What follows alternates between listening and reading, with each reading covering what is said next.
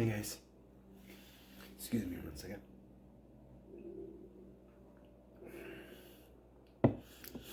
Just got a couple things on my mind tonight, as always. And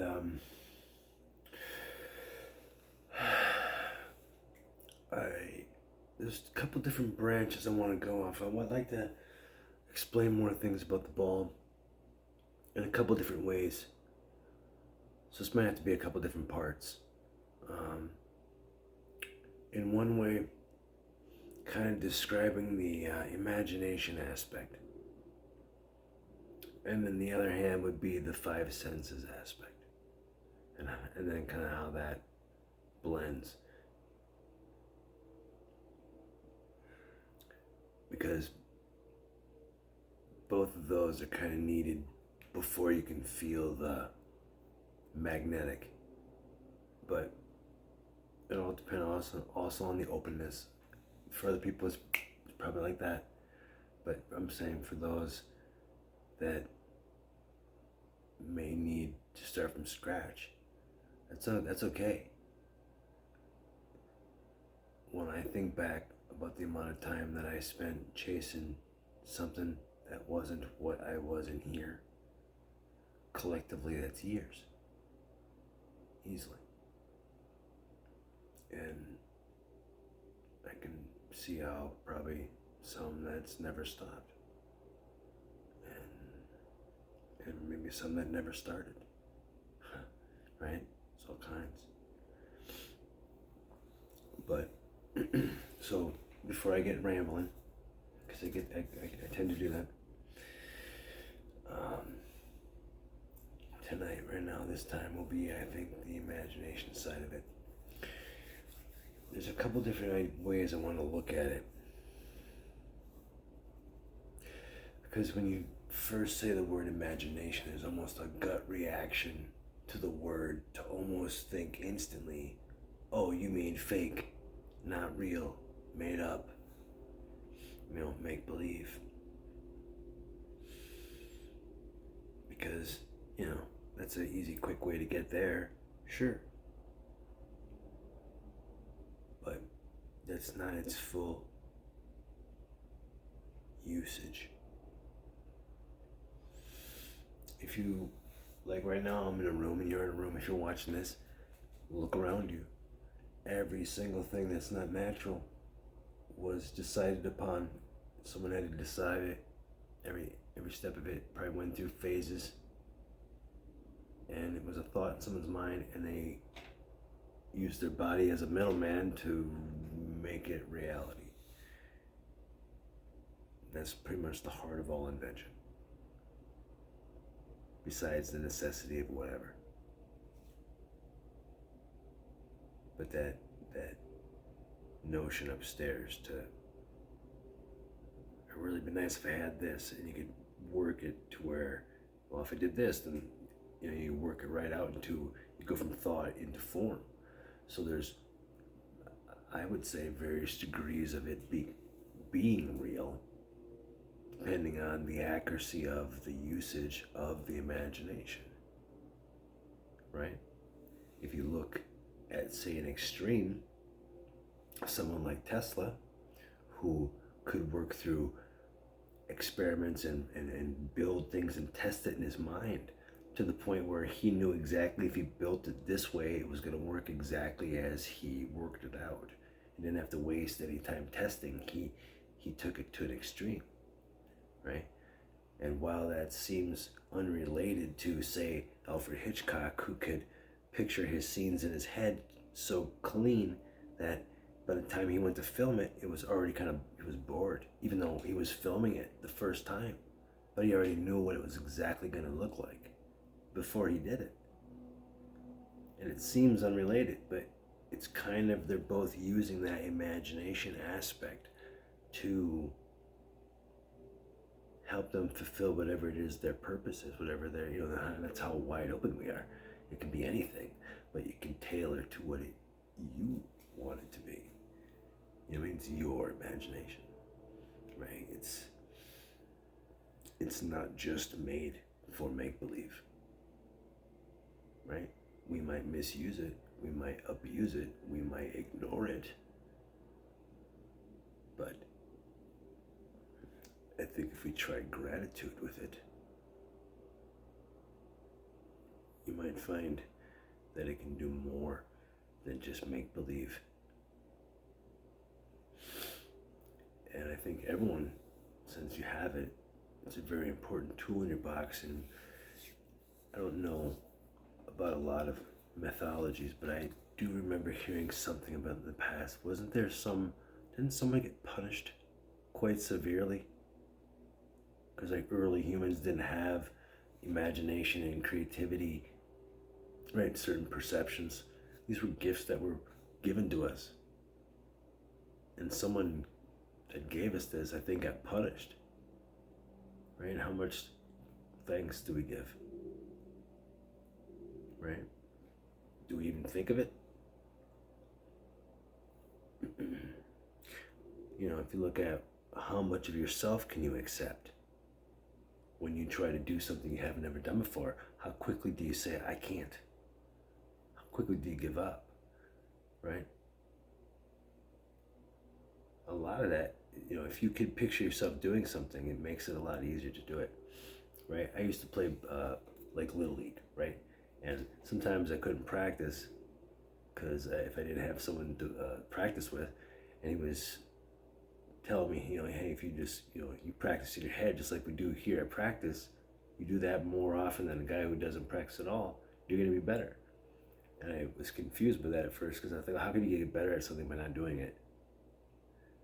But the more accurately you do it in the mind, then yes. If you're just ho-humming it and not actually, you're just going through the motions in your head and you're not actively doing, then yeah, it's not going to be as effective. But if you test those waters, you can find that it's very effective.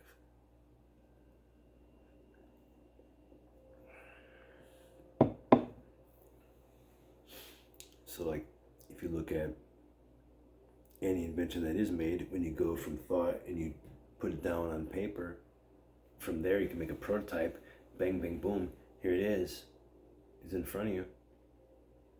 Now it's a reality.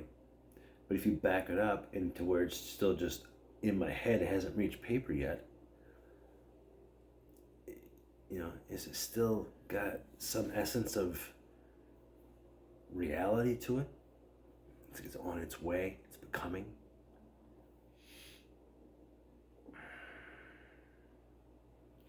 I think that's an interesting way to look at things. I mean, just the self, if you're looking at it, we all have an imagination. Sometimes say you have a dream. Can you control that dream? Have you ever tried? Have you ever tried to, right as you're about to fall asleep, have a thought that will kind of make you go, huh? Like wake you up a little bit, but just as you let your body fall asleep but keep your mind awake? Try it. If you got something you need to work on in your mind, you need some like time to think on, you want to go into a library in your mind and be able to just sit down, and it'll feel like a whole day. But it'll probably be about 3 or 4 hours, and you'll open your eyes and think you'd slept the entire night. But it'll have felt like a day and a half.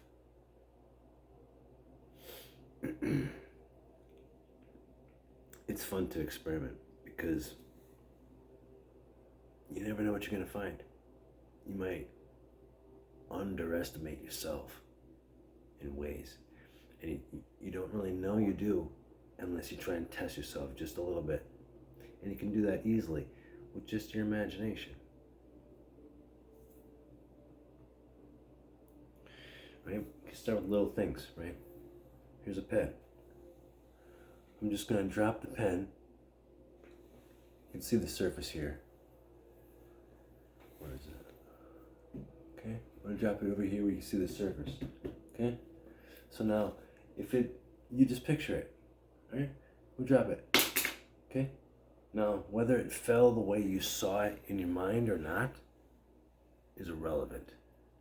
The fact that you could even picture that at all is proof of what I'm saying. Take time, look into it. It's not just about art and drawing. It's not just about imagining something that could be. Right? It can be looking at total reality and then just adding a little what if aspect to it. Oh, you got a wall here? Oh, what if there was a doorway right there? Bing, bang, boom, now you got a doorway, it's reality. But as soon as you saw it, there was, you know what I mean? There's malleability there. And if our minds can help create reality, well, our imagination is going to be an important tool in that. So, like anything else you learn to do, the more you do it, the better you get at it. And imagine you start honing this kind of a skill. Start combining that with the other part of yourself, and then try and do. You might surprise yourself. Here's another couple things I want to say about this, because I've been playing with my imagination my whole life, to the point now where it makes it difficult for me to even watch movies, because my imagination is so good. And I'm not trying to brag about it, but in terms of imagination, like we're speaking, anyone who's seen the Up, Up, Up, Out, Out, Out video will realize that that's about astral projection. I've been quite curious about that ever since then. And any chance that I got, I looked into different avenues where I can try to find that same kind of place where I could then go wherever I wanted.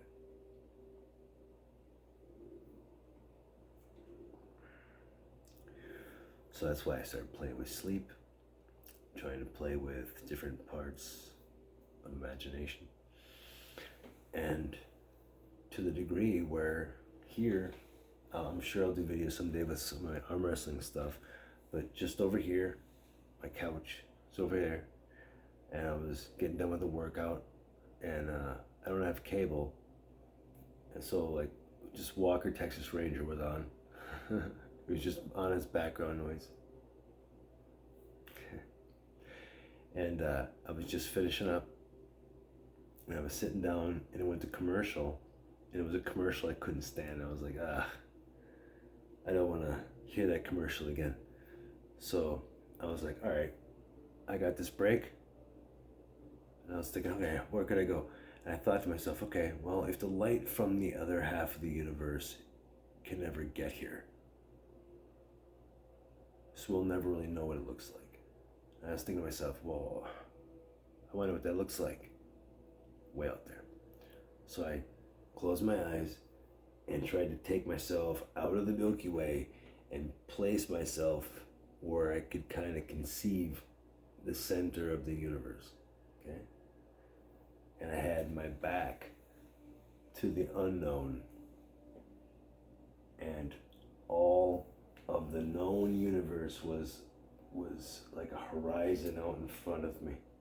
And I was just kind of sitting in the middle of space, and I pictured in this hand like a screen, and on it was an infinite zoom in, just kept zooming in and zooming in and zooming in, and I was just watching and zooming in, and I had the whole entire known universe in front of me. And on the other hand, I was watching a screen, and here it was an infinite zoom out. It was just zooming out and zooming out. It was a screen, like a screen, two screens in my hand, and sitting in front of the known universe, right?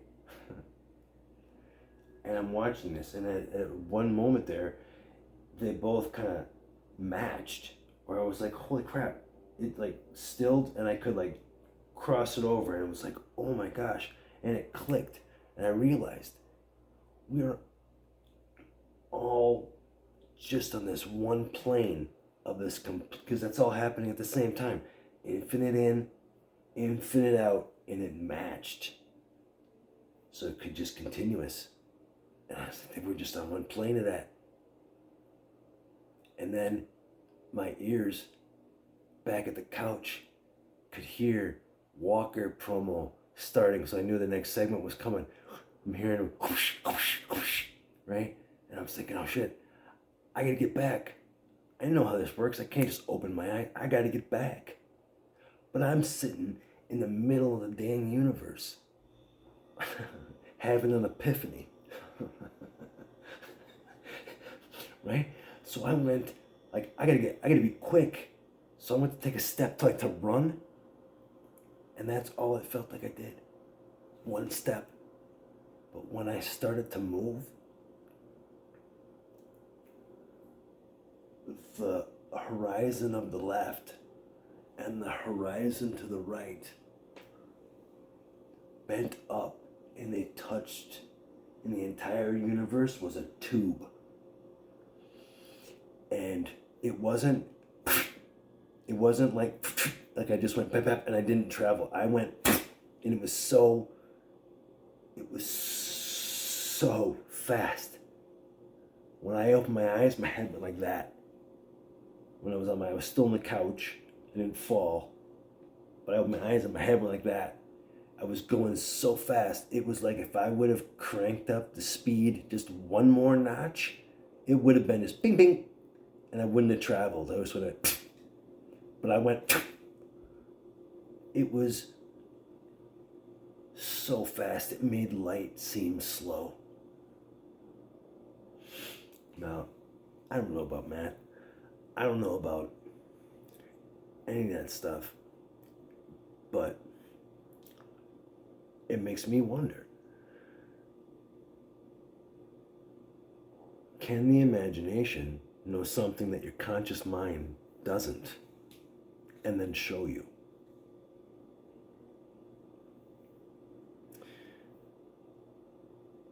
I asked a guy at work that I know that knows about science.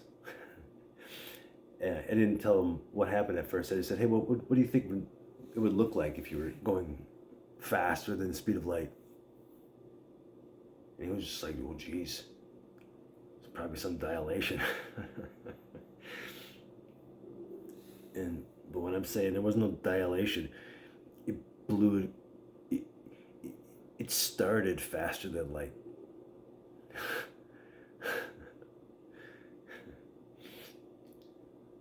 I don't know. I've never seen anything that fast. But it was like when you run across the street, you know how you can feel it. I felt every step of the way. But at a speed that was so blinding,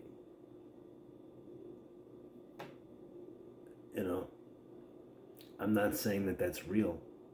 I'm not saying that I was actually out in the middle of the universe. That's not what I'm saying. But I am saying that infinite zoom in and out thing that I saw, I do believe that. I think if you have a microscope and you're looking at it and you're looking into something and you keep zooming in and in and in, and you have a telescope next to you and it's zooming out, at some point you're going to be able to look at the in and look at the out. You can take a picture of both and it's going to match. I think that's for sure. So if the imagination can show me that, what else does it know? Right? And look at all of our inventions, and they're all coming through basically the use of our imagination. So maybe it shouldn't be scoffed at, right?